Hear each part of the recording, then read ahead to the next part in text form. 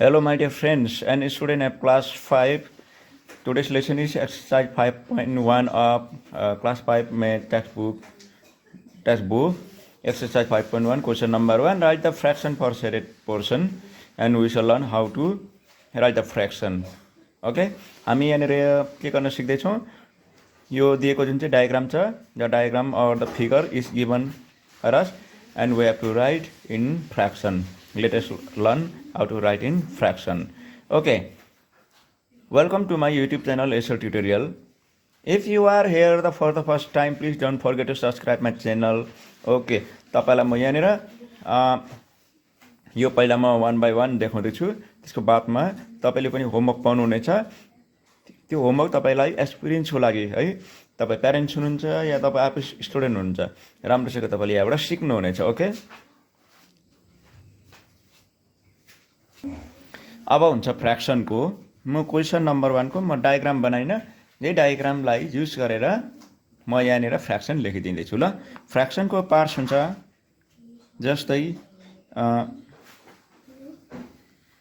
माथिको हुन्छ numerator NUMERATOR numerator अनि यो बार लागेको हुन्छ बारदेखि मुनिकोलाई DENOMINATOR डिनोमिनेटर भन्छ यो फ्र्याक्सनको। ल अब यसको एन्सर चाहिँ के हो त अब हेर्नु यहाँनिर एउटा ट्रायंगलको फिगर देख्दैछ भित्र पनि कोठा कोठा हानेको छ। ठिकै छ कतिवटा कोठा छ 1 2 3 हो त्यस्तोहरु चाहिँ हामीले क्वेशन नम्बर 1 को बार लेख्यो अनि यो टोटल नम्बर हुन्छ नि जम्मै काउन्ट गरेको 1 2 3 त्यो हामीले डिनोमिनेटरमा लेख्नुपर्छ। त्यहाँदेखि सेट गरेको छ यहाँनिर देख्नुहुँदैछ सेट गरेको भनेको चाहिँ कलर गरेर फिल अप गरेको छ है एउटा कोठालाई। त्यस्तोहरु चाहिँ कतिवटा कलर गरेको छ दुईटा एउटा 1 यस्तोलाई चाहिँ न्युमेरेटरमा लेख्नु पर्यो गर्दाखेरि 1 is numerator 3 is denominator. Okay यो पनि लेख्न नबिर्सिनु 1 is numerator and 3 is denominator भनेर लेख्नुस्। ल यसको एन्सर पनि भयो र यो मैले किन लेख्न लाउँदै छु भन्दाखेरि चाहिँ कुन चाहिँलाई न्युमेरेटर कुन चाहिँलाई डिनोमिनेटर कतिजना नानीहरूले त्यही पनि भन्न जानिरहेको हुँदैन। त्यसैले गर्दा तपाईले यो भिडियो हेरेको बादमा मजाले तपाईले सिक्नु हुनेछ। अझै म यो नम्बर बी बाट अझै राम्रोसँग म बताउँदैछु। ल यो ए भइहाल्यो नम्बर बी को। अब नम्बर बी मा छ तपाईले यो एउटा फिगर भयो त्यो त 1 भइहाल्यो। फ्र्याक्सन भनेको के हो पार्शियल नम्बर हो हैन parts of any number. Okay अब यहाँनिर छ एउटा 1 लाई कतिपल्ट पार्ट गरेको छ 1 2 3 4 ठिकै छ। यस्तो नम्बरलाई हामीले डिनोमिनेटरमा लेख्छ। यस्तो टोटल नम्बर कतिवटा कोठा छ 4टा कोठा छ देख्नुहुँदैछ हैन किन नदेख्नु है ए 4टा कोठा छ त्यो 4टालाई तल लेख्नुस्। त्यहाँदेखि शेडेड भन्छ होला शेडेड भनेको चाहिँ कलर फिल अप गरेको यसरी हो यो पनि फिल अप गरेको छ त्यो चाहिँ 2 छ हो भनेपछि यहाँ तपाईले लेख्नुहोस् 2 is न्युमेरेटर।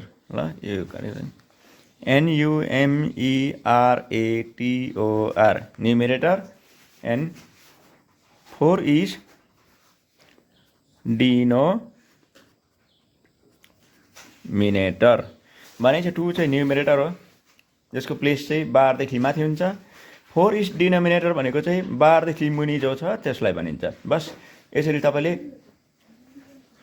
एकदम कम्पल्सरी लेख्नुहोस्। ल ओके अब last one question number C. Question number C मा तपाईले देख्नुहुँदैछ you first count the number of the room in the figure 1 2 3 4 5 6 भनेपछि हाम्रो डिनोमिनेटरमा 6 आयो। अब शेडेड पार्ट 1 2 2 यसको पनि तपाईँले लेख्नु सक्नुहुन्छ 2 इज के लेख्नुहुन्छ यो तपाईँ आफै भन्नुहोस् ल 2 इज एन्ड 6 इज चाहिँ यो चाहिँ म लेखिदिन्छु DENOMINATOR डिनोमिनेटर सक्यो यस्तो सजिलो रहेछ है त्यो सजिलो भन्दा म आफै गर्थेँ नि होइन भनेर भन्नुहुँदैछ ल तपाईँलाई क्वेसन दिँदैछु ल ओके हेर नानीहरूले यो सिकिहाल्यो राम्रोसँग र फेरि तपाईँहरूलाई पनि मैले होमवर्क दिइरहेको छु राइट द फ्र्याक्सन्स होइन for shaded region or portion मैले यो राम्रोसँग सिकाएको छु त तपाईँले जब लेख्नुहुन्छ नि लेखेर न्युमेरेटर र डिनोमिनेटर एकदम देखाउने ल न्युमेरेटर र डिनोमिनेटर देखाउने सबैको हुनु पऱ्यो क्वेसन नम्बर यहाँ दिएको छु डायग्राम धेरै दुःख गरेर एदेखिको लिएर एबिसी क्वेसन यो भिडियोलाई पज गर्नुहोस् त्यहाँदेखि लास्टमा कति एलसम्म छ ल है त नेक्स्ट भिडियोको लागि तपाईँले डिस्क्रिप्सन बक्समा तपाईँले चेक गर्नु होला यो तपाईँलाई फ्र्याक्सनको हाम्रो आज तपाईँलाई इन्ट्रोडक्सन भइरहेको छ हुन्छ